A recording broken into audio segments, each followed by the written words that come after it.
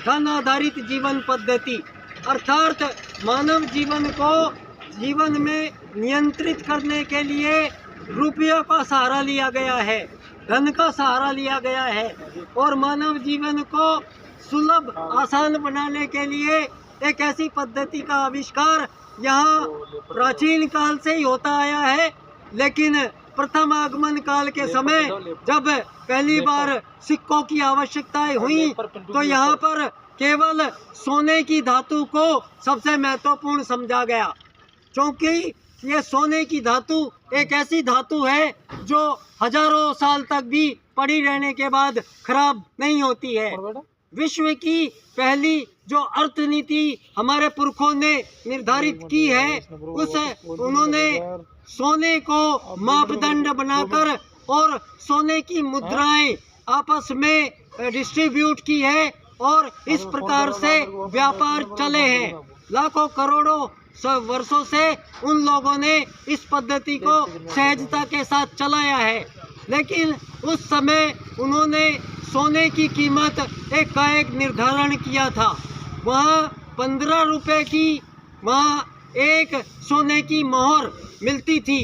और जो भारत का रुपया है, इसको रुपया जो हमने बोला है तो भारत का 1 रुपया मतलब है कि 15 रुपए का मतलब है एक सोने की गिन्नी। अब यहाँ पर धातुओं का बंद किया गया और अलाउद्दीन खिलजी के बाद में यहाँ पर कागजी मुद्रा का प्रचलन किया गया और यहाँ पर कागजी मुद्रा एक प्रकार से नोट, धन का, रुपये का नोट बनाकर यहाँ मानव जीवन में इस आर्थिक साम्राज्य को स्थापित किया गया। आज सारी दुनिया में पेपर करेंसी एक्ट 1880 में आया था और इस पेपर करेंसी एक्ट के बाद में बैंकों ने, जो पहले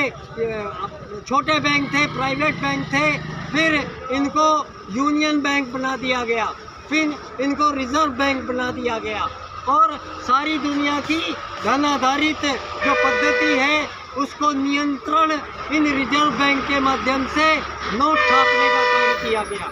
और आज सारी दुनिया में जो ये करेंसी नोट चल रहे हैं, ये कुछ इनमें वैध नहीं है, इनमें रुपया कुछ गलत है और ये जो जाली मुद्रा है, ये वो बैंक ही ये कार्यकाल को काम को अंजाम देकर सारी दुनिया को कर्ज में डुबोकर और सारी दुनिया से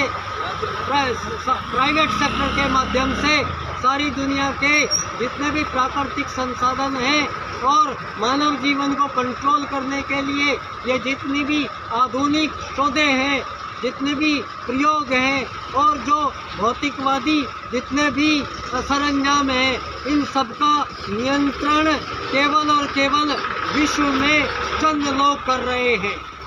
आज सारी दुनिया के देशों की जितने भी सरकारें जो भी अपने देश में आज ट्रिलियन इकोनॉमी जो प्राप्त करने की होड़ में है, लेकिन सारी दुनिया की सरकार के ऊपर बहुत बड़ा कर्ज है और ये कर्ज देने वाले लोग वही कुछ लोग हैं जो हजारों साल से मानवों को कंट्रोल कर रहे हैं।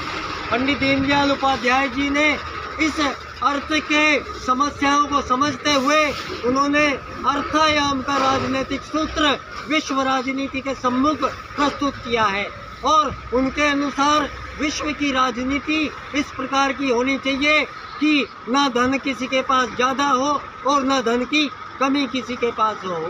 तो ऐसी राजनीति के निर्धारणकर्ता की आज ये पुण्यतिथि है और अखिल भारतीय जनसंघ एवं भारतीय मजदूर जनसंघ की ओर से ये एकात्म मानववाद यात्रा मैं यहाँ पर लेकर आया हूँ और इसका संदेश सारी दुनिया के मानवों के लिए है, सारी दुनिया की विश्व राजनीति के लिए है कि एक ऐसी थर्ड वेव का निर्माण यहाँ पंडित दीनदयाल उपाध्याय जी के ये 4 राजनीतिक सूत्र विश्व राजनीति के सम्मुख प्रस्तुत कर रहे हैं। मेरा आप सब लोगों से निवेदन है, इन सूत्रों की तरफ आप सब लोगों का ध्यान आकर्षित कराना ही मेरा कार्यक्रमों का उद्देश्य है। इन पर चर्चा करना, इन पर मनन करना, इनके बारे में आपकी जिज्ञासाओं को समाधान देना, ये मेरा कार्यक्रम है जो मैं अखिल भारतीय जनसंघ की ओर से सह संयोजक राजस्थान होने के नाते पंडित दीनदयाल उपाध्याय जी के इन 4 सूत्रों के अनुसार किस प्रकार की विश्व राजनीति बन रही है, उस पर चर्चा करना ही मेरे शब्दावलियों का उद्देश्य है। आशा करता हूँ कि आप सब लोग अखिल भारतीय जनसंघ, जो कभी पंडित दीनदयाल उपाध्याय जी ने जो पार्टी बनाई थी, उसी पार्टी के बैनर में, उसी के मार्गदर्शन में हम पंडित दीनदयाल उपाध्याय जी की आगे की यात्रा हम कैसे सरल बनेगी, इसके लिए हम वचनबद्ध हैं और अपना आजीवन तन मन धन संपूर्ण रूप से समर्पित है।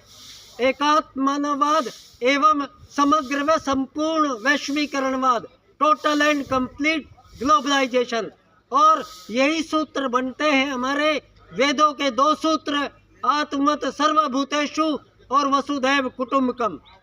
अब पंडित दीनदयाल उपाध्याय जी इन्हीं सूत्रों को व्याख्यायित करते हुए अपनी शब्दावलियों में कहते हैं, आर्थिक लोकतंत्र द्वारा अर्थायाम आधारित एकात्मवाद की राजनीति की विश्व में स्थापना, और विश्व में स्थापना करने के बाद विश्व मानव को अंत्योदय की प्राप्ति निश्चित होगी। ये हम मेरे व्याख्यानों के ये 3 सब्जेक्ट हैं। अपने 3 सब्जेक्ट के माध्यम से मैं अखिल भारतीय जनसंघ की ओर से पंडित दीनदयाल उपाध्याय जी को आज जीवित कर रहा हूँ उनके सूत्रों के रूप में। आज उनकी पुण्यतिथि है, लेकिन महान लोग कभी मरते नहीं हैं, उनके विचार कभी मरते नहीं हैं। उनके विचारों को आज हम दोबारा से एक नया आयाम देने का प्रयास मैं अखिल भारतीय जनसंघ पार्टी से डॉक्टर रविंदर सिंह चौधरी, बच्चा डॉक्टर, अपना जीवन समर्पण करता हूँ। बहुत बहुत धन्यवाद, आप हमारे साथ जुड़े, ये मेरी आकांक्षा है, क्योंकि काम छोटा नहीं है, काम बड़ा है, और बड़े काम के लिए जिगर ज़्यादा चाहिए होता है। बहुत बहुत धन्यवाद।